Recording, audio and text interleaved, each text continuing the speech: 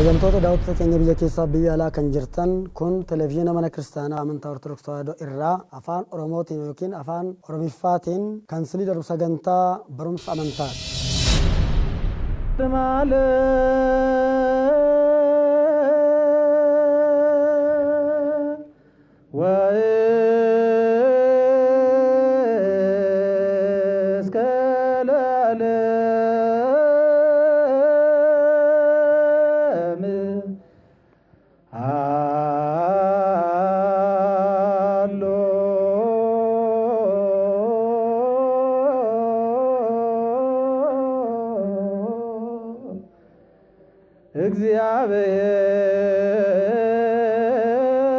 እግዚአብሔር በመንግሥቱ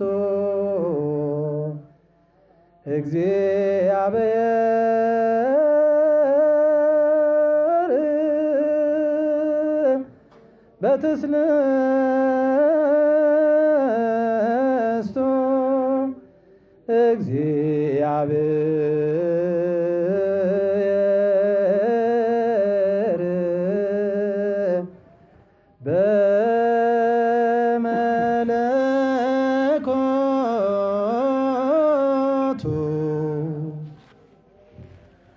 Waaqayyo addunyaa dursee tureera hanga bara biraattis mootummaa isaatiin jira Waaqayyo sadummaa isaatiin jira Waaqayyo mootummaa isaatiin jira bakkalchaa fi barii dura guyyaa falkan dura ergamoonni utuu hin uumamin Waaqayyo mootummaa isaatiin jira samiiwwan osoo hin diriirin fuulli lafaa osoo hin mul'atin biqiltoonni osoo hin biqilin Waaqayyo mootummaa isaatiin jira Aduu faddeessa urjiiwwan duras deddeebi'aa ifootan duras Waaqayyo mootummaa isaatiin tureera beelladoota socho'an duras simbirroolli balalli'an dura bineensota galaanaa dura Waaqayyo mootummaa isaatiin jira Addaamiin akka bifa isaa fi fakkeenyaa isaatti otoo hin uumin Addaamis abboommii isaa osoo hin diigin dura Waaqayyo mootummaa isaatiin jira tureera Abbaa Ilmaa Hafuura Qulqulluu galanni ni ta'a har'as yeroo hundumaas bara baraa.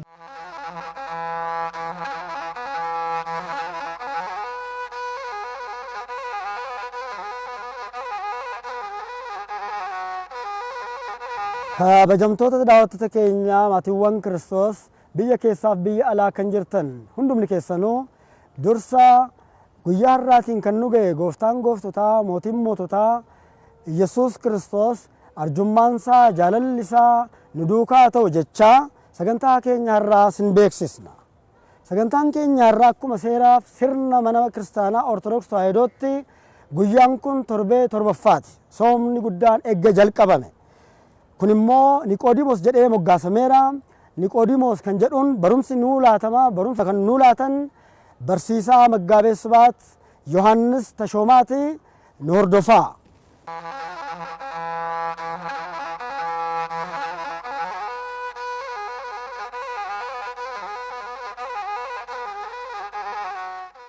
Maqaa Abbaa kan Ilmaa kan Hafuura Qulqulluu Waaqa tokko. Ameen.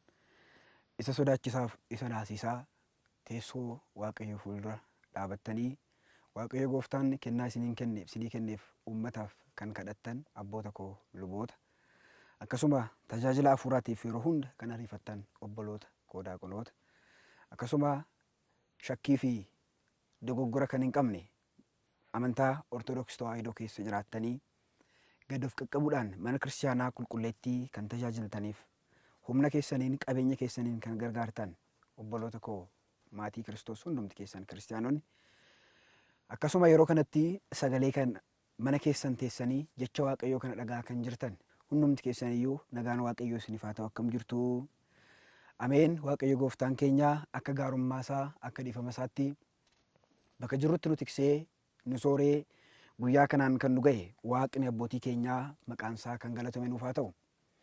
Egaa yaa uummata Waaqayyoo guyyaa har'aa mata duree barumsa keenyaa taasifannee kan waliin barannuu fi akkuma sirna galatoo guyyaa har'aa irratti dhageenyetti Wangeela Yohaannis boqonnaa 3 lakkoofsa 5 irratti jecha jiru waliin ilaalla.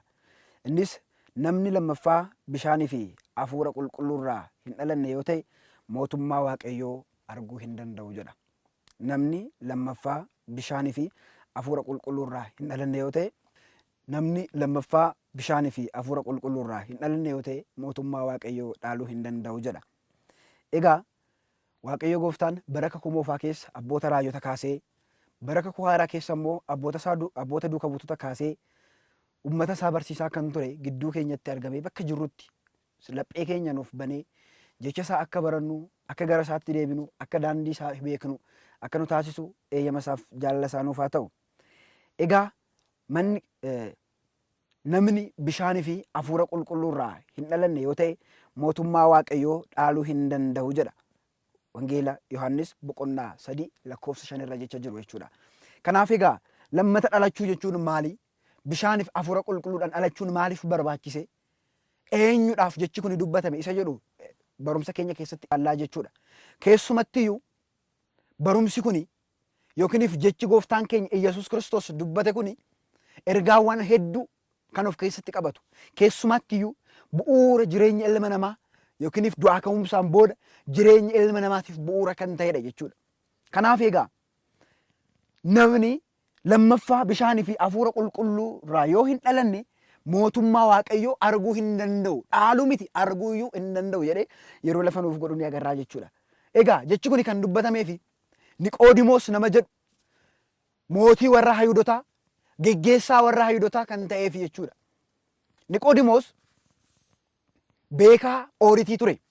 Wangeela Yohaannis boqonnaa 3:1 kaasnee yoo ilaalle fira warra Fariisotaa keessaa yookiin warra Fariisotaa keessaa Niqoodimoos namni jedhu tokko halkaniin gara gooftaa Iyyasuus Kiristoos deemee jedha. Egaa warra Fariisotaa keessaa yoo jennu abbaan Niqoodimoos iyyuu abboonni warra Fariisotaa Faarees waan jedhamuufi.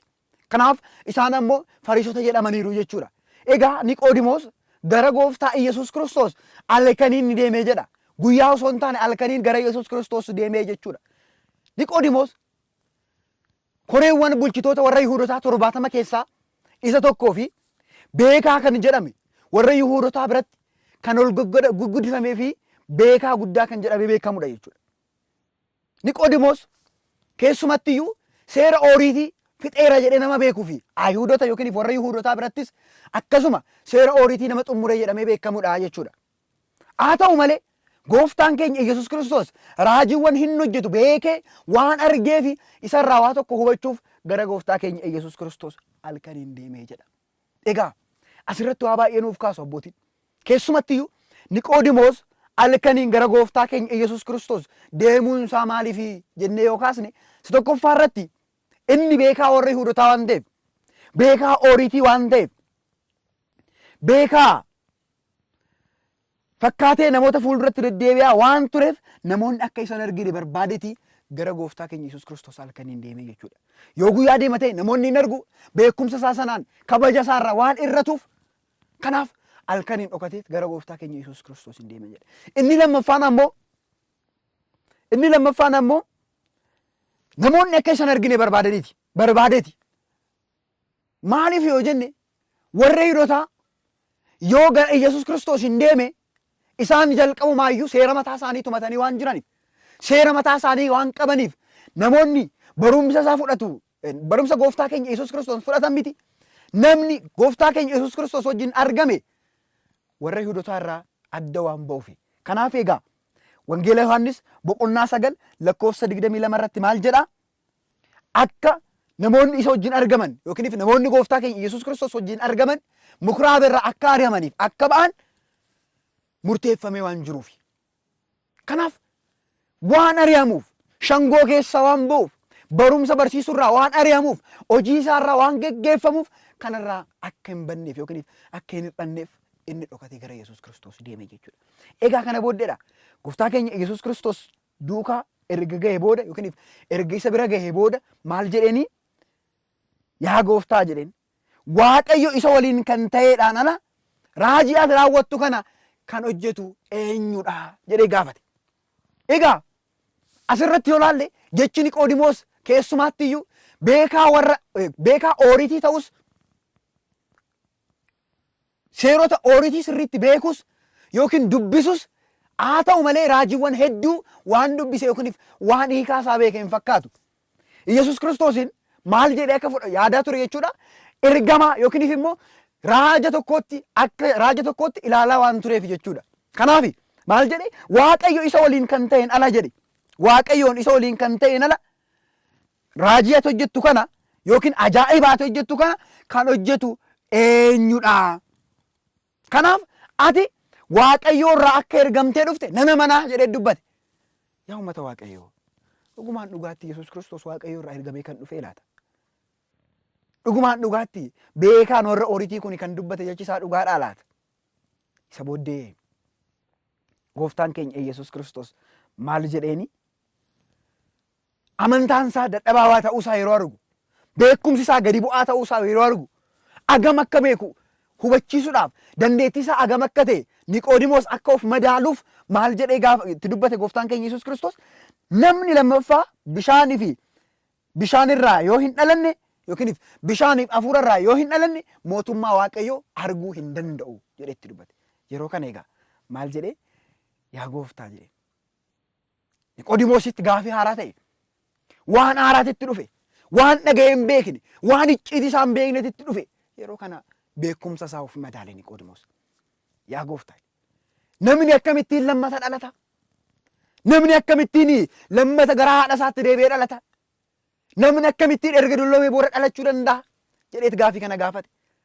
Yeroo kana maal jedheeni gooftaan keenya Yesuus Kiristoos? Hafuuraaf bishaan irraa hin dhalattu yoo ta'e mootummaa Waaqayyoo dhaaluu hin danda'amu.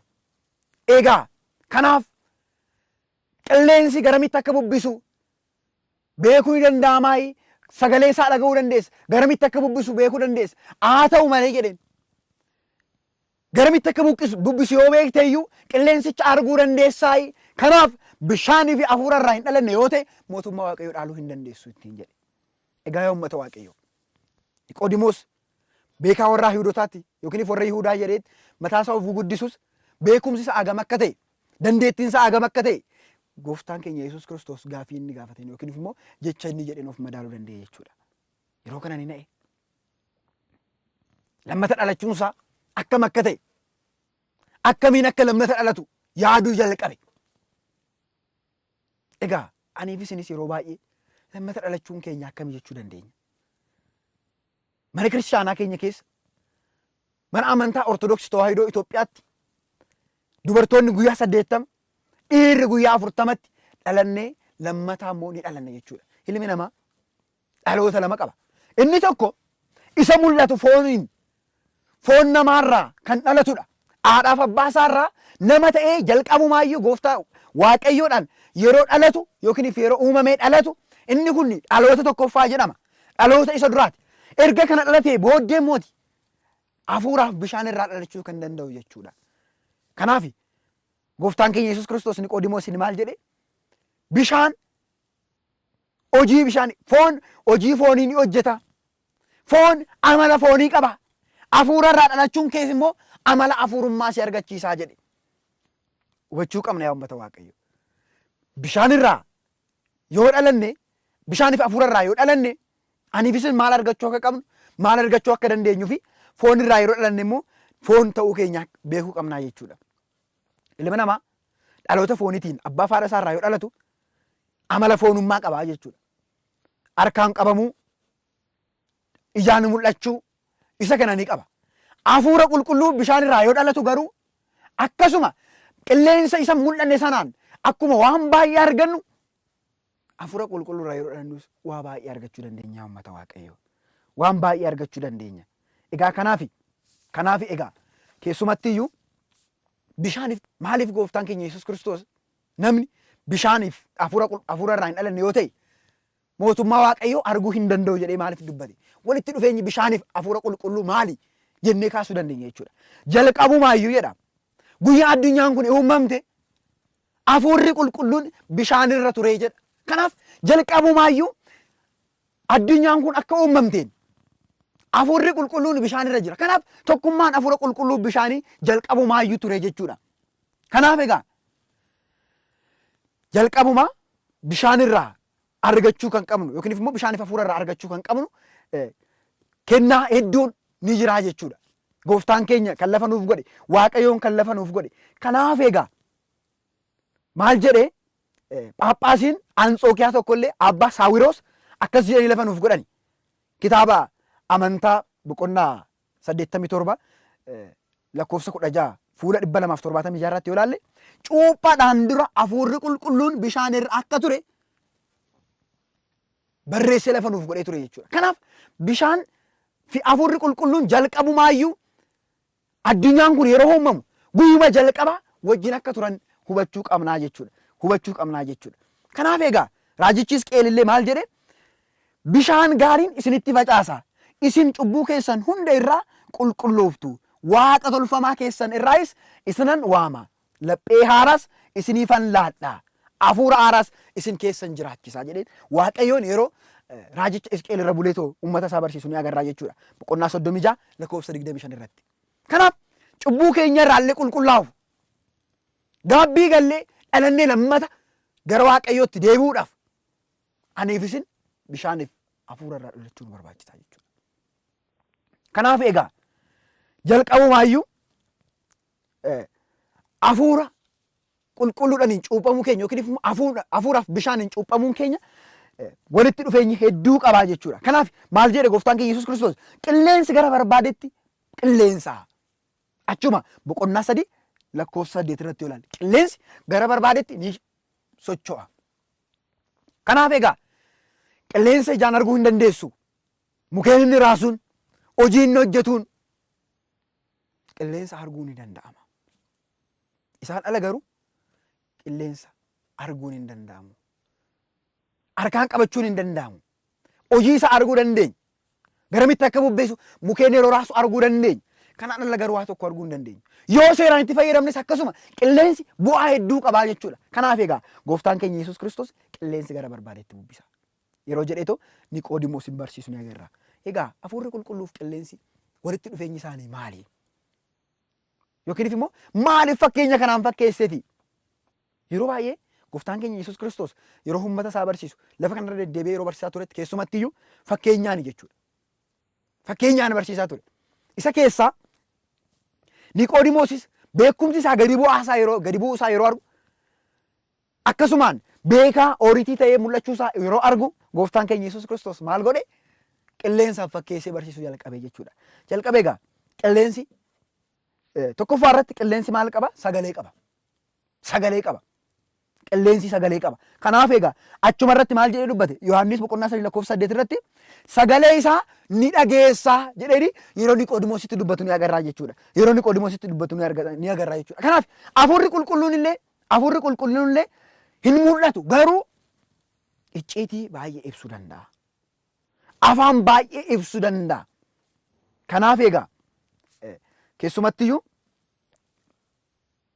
hojii duuka bootaa boqonnaa 2 irraa kaasnee yoo ilaalle gooftaan keenya Yesuus Kiristoos gara samiitti erga bahee booda hafuurri qulqulluun samiirraa gadi bu'eefi jedha. Yeroo kana afaan hin beekne hundaan afaanota baay'eedhaan duuka butoonni gooftaa dubbachuu jalqabanii jedha. Kanaaf hafuurri qulqulluu mul'achuu baatus waan mul'atamu garuu waan mul'achuu danda'u afaanota hedduu akka dubbatan taasisaa jechuudha. Kanaaf egaa hojii duuka bootaa boqonnaa 19 lakkoofsa 6 irratti yoo ilaalle maal jedhaa? Phaawulos harka isaa erga irra kaa'ee booddee hafuurri qulqulluun bu'eef afaanotaanis ni dubbatanii jedha. Kanaaf egaa hafuurri qulqulluu erga bu'ee booda yookiin hafuurri qulqulluu kan irra bu'e afaanota hedduu dubbachuu danda'a jechuudha. Kanaaf hafuurri qilleensa akkuma sagaleen isaa dhaga'amu hafuurri qulqulluunis afaanota garaagaraatiin namoota dubbisuu ni danda'a jechuudha. Egaa kana qofaa miti. Maal jedhaa? Lammaffaa Phexros boqonnaa 1 lakkoofsa 21 irrattis namoonni qulqulloonni hafuura qulqulluun geggeeffamanii ni dubbatu jedha. Namoonni qulqulloonni hafuura qulqulluun geggeeffamanii ni dubbatu. Kanaaf aniif isin keessumaatti iyyuu hafuurri qulqulluun yeroo nu bira jiru yookiin hafuura qulqulluun yeroo nurra bule afaanota hedduu dubbachuu dandeenya. Wantoota gaggaarii hedduu dubbachuu dandeenya. Wantoota deebiiwwan ka'aniif deebii deebisuudhaaf qophaa'oo taanee jiraannaa jechuudha. Kanaaf egaa hafuurri qulqulluu qilleensaan kan fakkeeffame yookiin immoo qilleensi gara barbaadetti ni qilleensaa. Sagalee isaa dhaga'uu dandeessa. hojiin hojjetu arguu dandeessa. Garuu qilleensicha harkaan qabachuu hin dandeessu jedhamee kan dubbatameef isa kanaaf jechuudha. Kanaaf egaa keessumattiyyuu hunduma caalaa qilleensi firii galabaa yookiin immoo adda baaseet firii fi galabaa adda fo'ee lafa nuuf teessisa. Egaa raajichi Isaayyaas boqonnaa 40 lakkoofsa 24 irratti maal jedhaa? Qilleensi cimaanis akka ibbiqii isaan haree jedha. Eenyu warri cubbamtoota ta'an, eenyu warra Waaqayyoon hin amanne, eenyu warra qulqullootaa fi cubbamtoota gargar baasaa jechuudha. Qulqulloota gara qulqullummaa isaaniitti, qulqulloota gara biyya gammachuu isaaniitti, qulqulloota gara biyya boqonnaa isaaniitti yeroo fuudhu, cubbamtoota ammoo adda baasaa jechuudha. Kanaaf egaa qilleensi biqii fi firii adda baasa yookiin sanyii adda baasa kan jennuuf aniif isin gaarii hojjenne yoo ta'e hafuurri qulqulluun gara waan gaariitti nu fida. Aniif isin badaa hojjenne yoo ta'e hafuurri qulqulluun gara badiinsaatti nu fida jechuudha. Kanaaf qilleensi yeroo baay'ee yoo laaltani keessumattuu qotee bulaa biratti bu'aa guddaa qaba.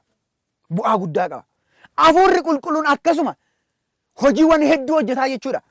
Hojiiwwan hedduu hojjetaa jechuudha. Cubbuu hojjenna yoo ta'e akka cubbuu keenyatti, gaarii hojjenna yoo ta'e akka gaarii keenyatti gargar nu fo'a jechuudha. Kanaaf egaa akkasuma raajichi Isaayyaas boqonnaa 17 lakkoofsa 3 irratti illee kana dubbifameera jechuudha. Kanaaf eebbifamtootaa fi cubbamtoota gargar baasuu danda'a jechuudha. Inni kan biraa qilleensi humna qaba. Qilleensi humna qaba. Muka ni raasa. Mana diiguu danda'a. Isaa olis raawwachuu danda'a. Egaa maal jedhaa? Raajii Yoonaas boqonnaa 1 lakkoofsa 4 irratti maal jedhaa? Waaqayyo galaanicha irratti qilleensa cimaa fide. Bidiruuttiinis hanga cabuutti geessee jedha. Hanga cabuutti geessee jedha. Waaqayyo qilleensa cimaa fide. Bidiruuttiinis hanga cabuutti geessee jedha. Kanaaf egaa akkuma qilleensi cimaa ta'ee jiru yookiin qilleensi cimaa jennee ilaallu hafuurri qulqulluun immoo isa caalaa madaalamuu hin danda'u. Yeroo baay'ee uummata Waaqayyoo fakkeenya nuuf ibsuu danda'u itti dhiyaatu fudhanna malee kanaa ol ibsamuu kan hin dandeenye ibsuu waan hin dandeenyeef jechuudha. Fakkeenyota hedduu waan dhabnuuf kanaaf haala kanaan dubbachuu dandeenya. Hafuurri qulqulluuf qilleensi wal fakkaachuu isaanii ibsaa jirra jechuudha. Kanaaf hafuurri qulqulluunis akkasuma humna cimaa qabaa jechuudha. Keessumattiyyuu namoonni lamaan qulqullichi Phexros hafuura qulqulluu maaliif sobdanii? Hafuura qulqulluu maaliif sobuuf yaaddan yeroo jedhamanitti adabbii guddaa akka fudhatan yookiin adabbii guddaan akka isaan argate ilaaluu ni dandeenya jechuudha. Kanaaf aniif isin keessumattiyyuu qilleensi humna cimaa akka qabuuf qilleensi adabbii guddaa akkuma qabu hafuurri qulqulluun ammoo kana caalaa nu adabuu danda'a jechuudha. Inni kan biraa qilleensi harkaan hin qabamu.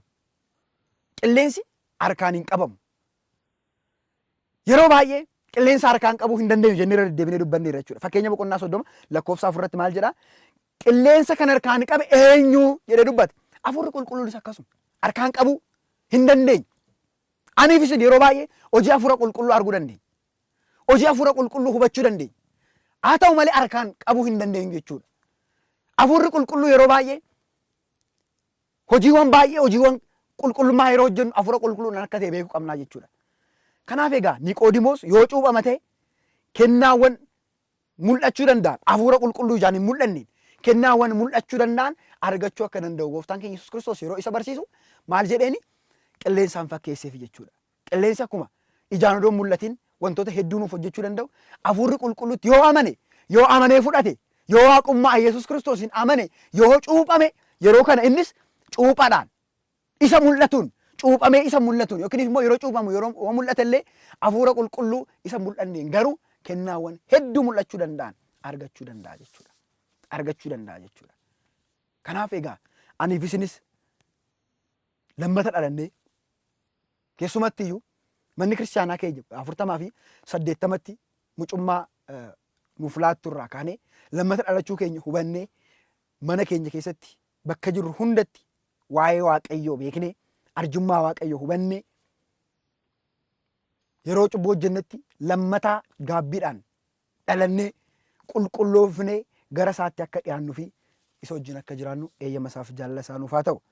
Egaa Waaqayyo Gooftaan yeroo hunda namoota lammatan dhalanne keessumaatti iyyuu kiristaanota xixiqqoo kan ta'an gara isaatti deebi'anii baratanii waamtota maqaasaa dhaaltota samii isaa akka ta'an eeyyama isaaf jaalala isaa nuuf haa ta'u. Aniif isinis lammata dhalannee mana isaa keessa aga bara baraatti akka jiraannu eeyyama isaaf jaalala isaa nuuf haa ta'u. Galanni Waaqayyoof haa ta'u. Egaan barumsa dhageenyeerraa barumsi kun immoo lammata akka dhalannu yoo lammata dhalanne malee mootummaa Waaqayyoo dhaaluu akka hin dandeenye baranneerra. Kanaafuu ogummaanis beekumsis kan Waaqayyo akka ta'e beekumsi keenya ogummaan keenya Waaqa akka ta'e bal'inaan baranneerra. Kanaan itti aansuudhaan immoo faarfannaan ni dhiyaata. Faarfannaa kana immoo Gooftaa kan jedhuun mata duree godhatanii kan faarfatan faarfataa Maggaabee Sibaat Yohaannis Tashoomanii ta'uu wal duukaa haa hordofnu.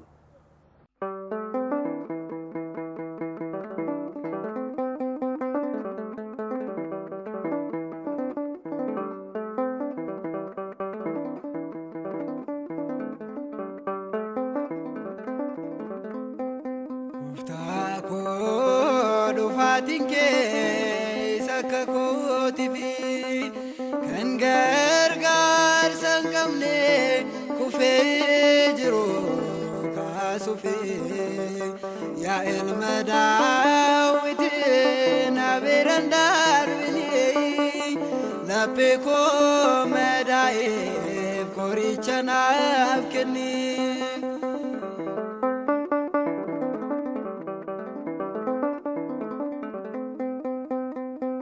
eenyuna beekaasi malee gadda koo namni laalee darbaa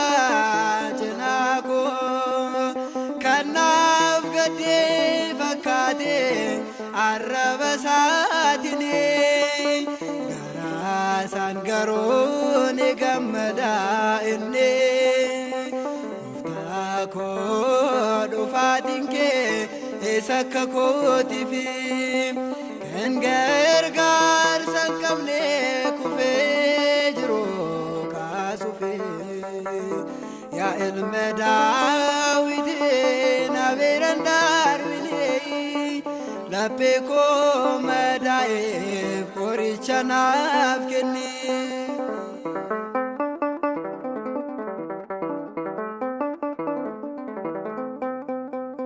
qalbiin ilmummaa naannararra'e carraan jiraachuu koo yaaddoo ta'e dhibaari'uusii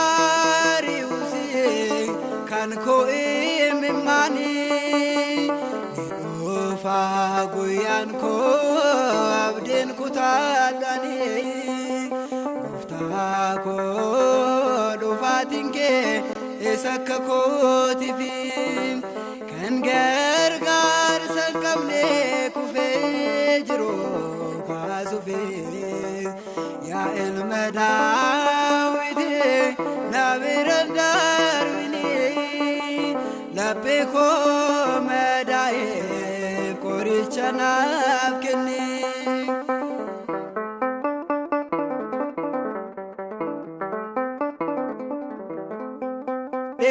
dhiphinatiin marsee daandiin kan koo nagaana dhabee jeeqamee yaanni koo sagaalee jabinaa sibiraan argadha mana kote adeesen waammadha Gooftaa koo dhufaatiin kee eessakka kootifi kan gargaarsa hin qabne kufee jiru kaasufi yaa ilma Daawit na birandar bini lape ko madaif koricha naaf kenni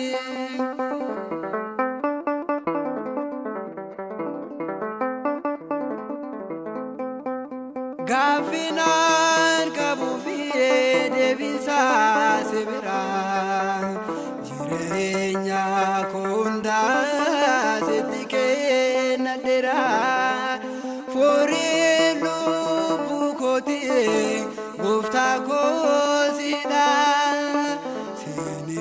mana kooti anis nu ammadha gooftaa koo dhufaatiin kee isa akka kootiifi kan gargaarsa hin qabne kufee jiru kaasuufi yaa ilma Daawitiin amiran darbini laphee koo madaa'eef qoricha naaf kenne.